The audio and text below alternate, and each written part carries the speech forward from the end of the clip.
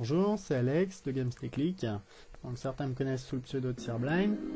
Je vous présente Apocalyptica. Donc on commence une petite partie pour montrer à quoi ça ressemble. Moi j'ai choisi une nana qui est assez sympa. Et donc on commence tout de suite avec la mission dans le désert. Donc bon, la petite cinématique d'intro, je crois que j'en ai coupé un petit bout.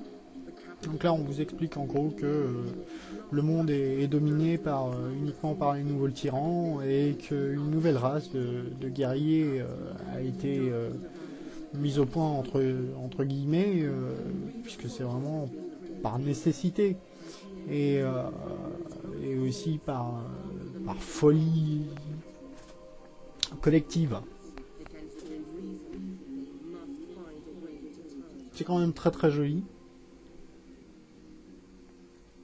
Donc là, on passe directement au début. Le briefing devrait arriver. Ah non, il va y avoir un petit chargement. Alors là, en fait, on vous présente toute la mission dans sa globalité. C'est-à-dire que la mission est divisée en sous-missions.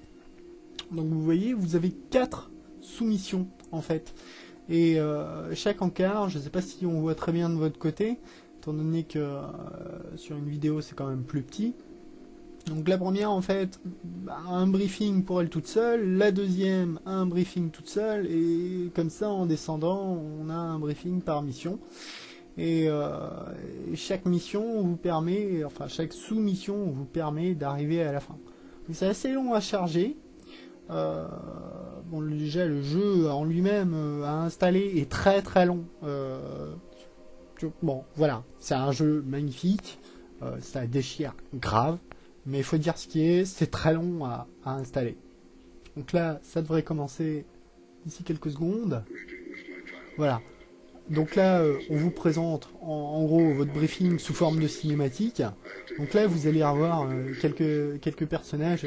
Ça fait un petit peu penser au briefing de StarCraft.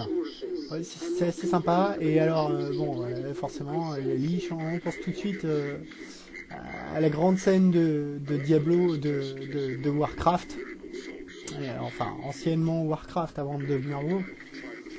Et donc voilà, on est parti. Alors là je vais vous montrer en fait, voilà, on a un paladin qui nous suit partout. Alors dans la deuxième mission par exemple, on en a un deuxième qui va nous accompagner aussi. Donc là 2-3 mouvements, donc le strafe sur les côtés et sur l'avant sous forme de roulade. On a un petit coup en sautant, voilà. Donc ça c'est le méga coup d'épée de la mort qui tue quand on veut faire un super coup qui déchire. Donc au début ça bourrine un peu. Alors ceux-là ils sont faciles. Il suffit de tirer dans le tas. Hein. Honnêtement il n'y a rien d'autre à faire. Vous foncez, vous tapez et puis ça passe comme dans du beurre. De toute façon la première mission elle est super facile. En fait le seul truc qui cloche vraiment enfin que vous allez trouver dur dans la première mission, c'est de trouver votre chemin. Là vous allez en chier. Alors là derrière il y en a un qui est planqué. Vous allez voir en fait le but du jeu sur toutes les missions, c'est de pouvoir passer d'une scène à l'autre en activant certains éléments voilà, donc, contextuels. On a vous voyez la petite barre en haut, en fait celle qui vient de monter et qui va finir de monter. Voilà. Donc là ça ouvre la porte, il faut rester un certain moment devant la manette. Et ça nous ouvre ça nous déverrouille la suite du scénario en fait. Donc là, petit labyrinthe sympa. Donc je vous laisse regarder un petit peu. Il n'y a pas beaucoup d'ennemis, mais bon. On va voir par terre. Si. Alors ça c'est intéressant, c'est des vivres. Donc, mais alors c'est des vivres au niveau de la magie. Donc il y a plusieurs types de vivres. Les munitions ne sont pas toutes. C'est-à-dire qu'il y a des persos qui sont spé en arme à feu, d'autres plus en épée, d'autres plus en sort. Et donc les munitions collent pas avec tous les persos. Sur cette mission là, il y a plus de munitions pour les flingues. Donc le livre c'est pour les sorts. Donc les sorts, voilà, c'est ça, c'est ce que je viens de tirer. Les petits effets spéciaux sympas. Alors j'ai pas essayé les sorts très évolués. Ça fait un petit moment que j'avais pas joué en plus à ce jeu. Et, comme la précédente fois, j'avais déjà fait une partie relativement courte. C'est assez marrant quand ils meurent, les persos, les ombres qui s'évadent des corps.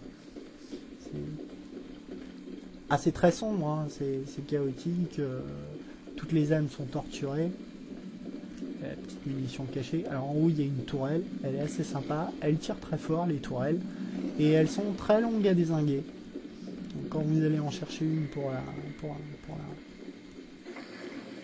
la démonter, il y en a pour un petit moment. Voilà, c'est la fin qui tue. Les monstres ici, ils apparaissent pas tant que vous n'avez pas commencé à taper contre la grille. Effet de surprise oblige.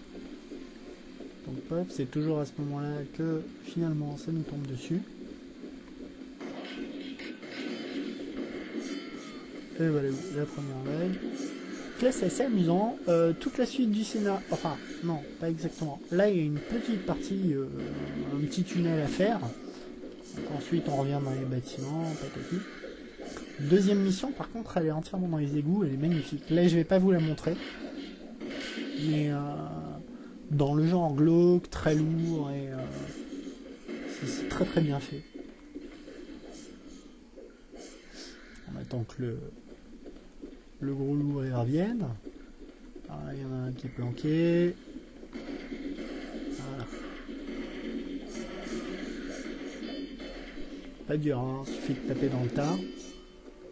C'est après que c'est assez amusant. Alors, je vais passer directement à la suite. Et alors là, c'est très bien, parce que du coup, moi j'avais fait une bêtise.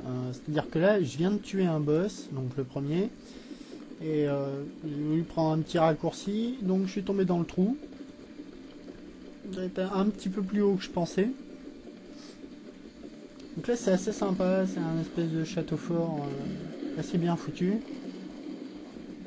Alors c'est là que vous allez galérer sur votre première partie.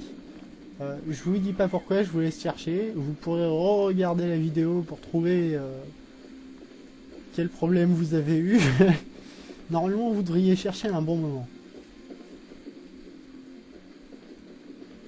Vous regarderez quand vous ouvrez les manettes. Là, on attend le gros en fait. Il faut le temps qu'il descende un petit peu. Je suis allé un petit peu plus vite que lui. Voilà, il arrive. Il y a encore un petit temps de retard.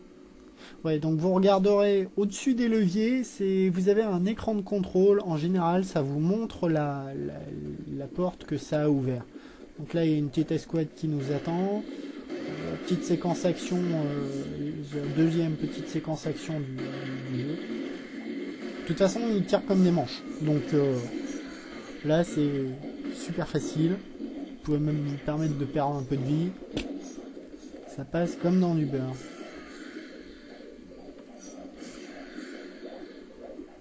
Alors c'est assez marrant parce que au niveau de l'IA, il y en a qui bougent pas du tout. D'un seul coup, ils s'arrêtent de bouger.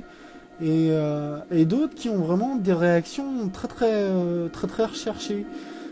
Ils vont vraiment chercher à feinter alors que c'est des péons de base. Hein, ils n'ont pas du tout de niveau exceptionnel. Ils vont se mettre à esquiver et à élaborer des tactiques de contournement de votre perso.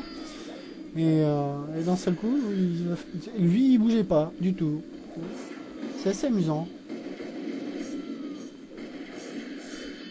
Donc là, on perd pas de temps, on repart tout de suite sur la prochaine.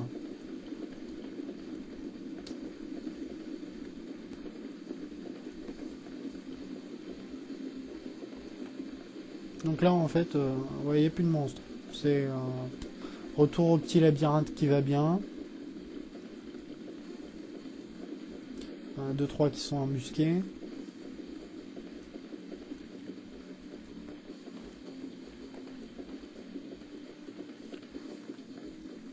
Ah oui, ce qui est assez surprenant, c'est la façon dont ils les ont embusqués au début. C'est-à-dire qu'ils ont planqué les persos, les PNJ derrière des murs. Mais il y en a 3 et c'est systématique, on le sait, cul-de-sac sur cul-de-sac.